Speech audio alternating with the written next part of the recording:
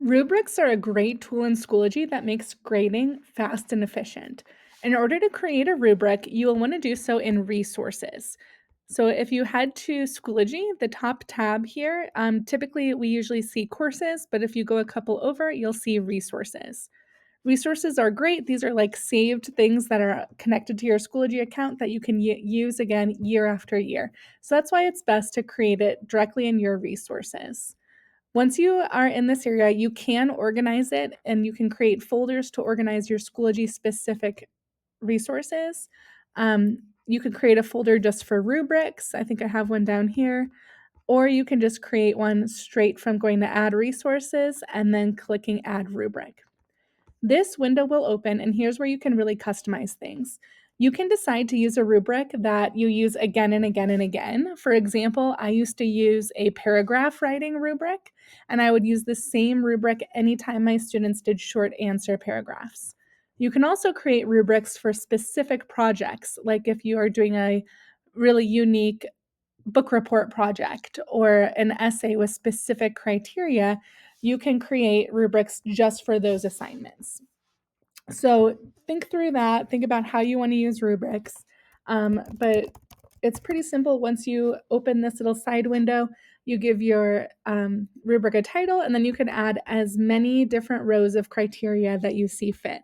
So to add more criteria, you do the plus sign. An example could be something like grammar. And then you can also change the point values. So you can make these out of 10 instead of 4, 3, 2, 1. And you can change how you want these points to be distributed for that criteria. So every single row is customizable. Once you set that first row, it will copy the points, but you can always change these points if you needed to use a different point value for a different criteria. And it'll kind of make those changes as you type. Feel free to add as many criteria as you see fit. You can have as many rows and create as many descriptions as you want. Even underneath the point value, you can customize the descriptors here.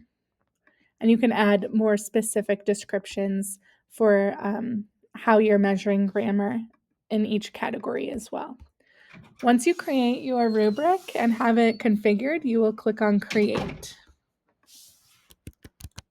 If you need to remove a criteria, scroll over to the far right and click on the X in the point column, and that will remove the criteria. Once you have a rubric created, you can now click on the gear icon and click on Add to Course. Adding it to the course will mean that it will be available for you throughout the entire year in that course.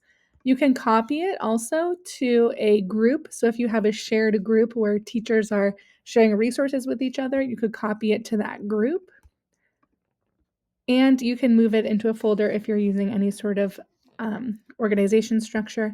If you need to edit it, you can edit it here as well. So I'm going to click on Add to Course and assign it to my NTI course.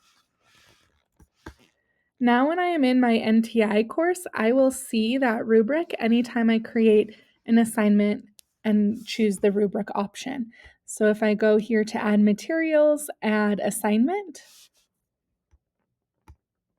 here where it says scale/rubric, it defaults to numeric, but I can come down and you'll notice that now my paragraph writing rubric is available for me to use for grading.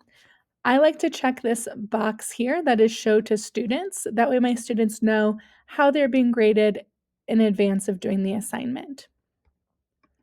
When you're grading, a rubric makes grading really fast and easy.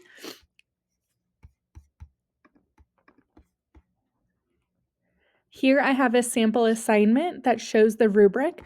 So when students first open a Google assignment, they can see how they're going to be graded. They have the rubric on the assignment screen.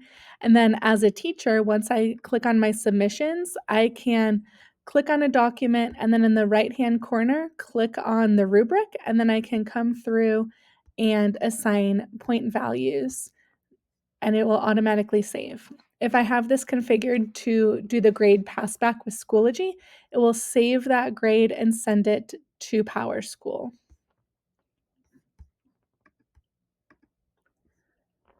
Once you grade a submission, you can always edit the grade that you give. So if you re-click on the score to the right, you can change the point value as needed. And it's really easy to just kind of click and go to the different sections to determine what score you want for that criteria. But everything is editable once you open the sidebar for the grading. Rubrics are available in a lot of different places. You can obviously add a rubric to an assignment, but you can also add a rubric to a discussion.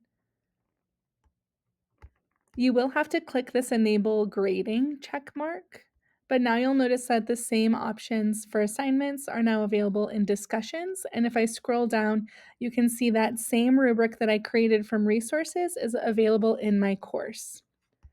If you're ever in a position where you're needing a quick rubric, something that is a one-off rubric for a very specific assignment, you can also create a rubric directly in an assignment.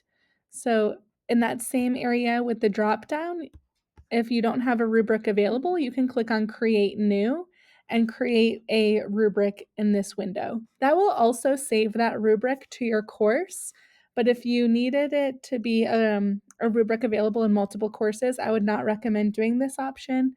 I would recommend creating it in resources.